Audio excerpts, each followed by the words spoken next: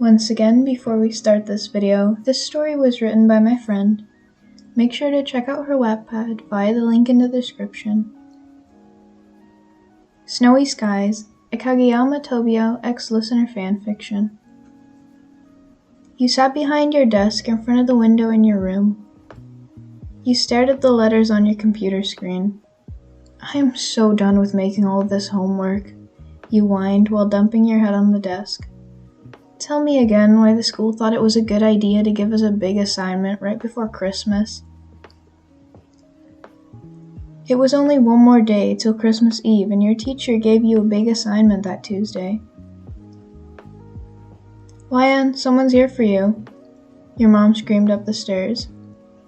Oh my goodness, yes, he's finally here. You didn't know how fast you had to go downstairs. When you arrived at the door, you saw him standing there in all of his glory. Hey Kageyama, come in. You opened the door wider and stepped aside so he could come inside. What brings you here? You asked as he took off his jacket and shoes.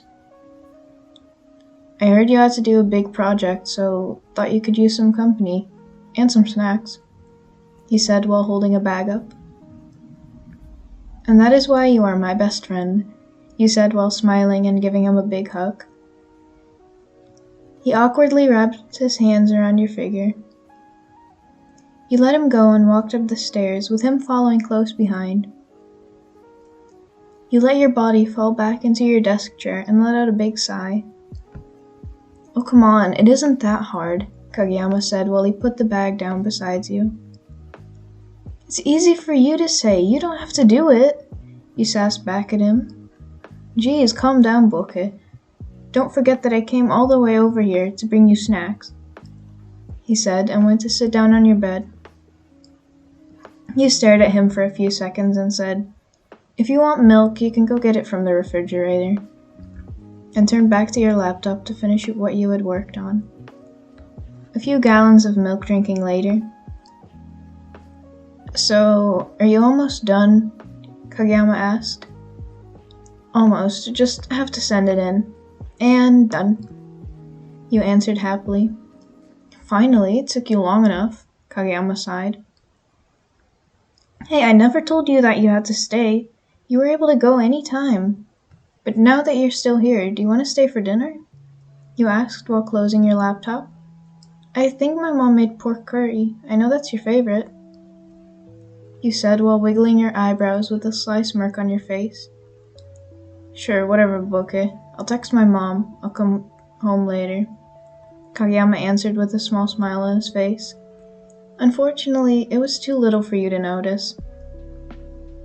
After he texted his mom, you both went downstairs and ate the food with your family. Oh, Kageyama, let's take a walk outside in the snow, you excitedly said while you looked outside the window. But it's already dark out. Kageyama tried to change your mind. Well, that doesn't matter. There are streetlights for a reason, and no one would want to try something because you're with me, you said while flashing him a bright, closed-eyed smile. But, he tried. Please, Kags, you asked while giving him puppy eyes. Okay, fine, just this once. You're the best, you beamed while throwing a peace sign his way. Yeah, whatever, he said while rolling his eyes and looking away, trying to hide the small blush on his face. You both put on your jackets, beanies, and scarves to keep yourselves warm. You guys started to walk towards the park a few blocks away. It's so beautiful and quiet, don't you think? It's really calming, you said, trying to break the silence. I agree that it's beautiful and quiet, but it's way too cold for my liking, Kageyama complained. Oh, come on, don't be a baby, he said in a teasing manner. Says the person who complained about their project that they should have done a few days ago, he said while looking back down at you. You snapped your head towards his direction. You did not just go there. Meh, I think I just did, he said while smirking slightly. Oh, you'll regret that, you say threateningly. Nah, I don't think that. You're way too small to do any serious damage, he commented, teasing you further. First of all, rude. And second, I'm not that short, you know, you said while pouting and crossing your arms. Meanwhile, you had entered the park and trees were looming over you two. Anyway, how's volleyball going? You asked, trying to change the subject. Oh, it's going pretty well, but that Boke Hinata needs to learn how to hit spikes with his eyes opened, he said, clearly annoyed. He turned in front of him and stopped walking. You slightly turned your head and asked, how can he spike without opening his eyes? I don't know, you should ask him, he said, clearly getting more annoyed. Oh, you said while stepping a bit closer to him. What are you doing? He asked, getting a bit flustered about how close you were standing to each other now. You didn't answer him and slowly raised your hand towards his face. He closed his eyes, expecting the feeling of your warm hand on his cheek. Then what he didn't expect was that he would open his eyes and be met with a playful gleam on your face. But it was too late. You had already grabbed the low-hanging branch above his head and pulled on it hard, which resulted in him getting a load of snow dropped onto his head. I told you that you'd regret saying that, you said before running away giggling. It took him a moment to process what had just happened, but as soon as everything came through to him, he didn't hesitate a second and started his pursuit.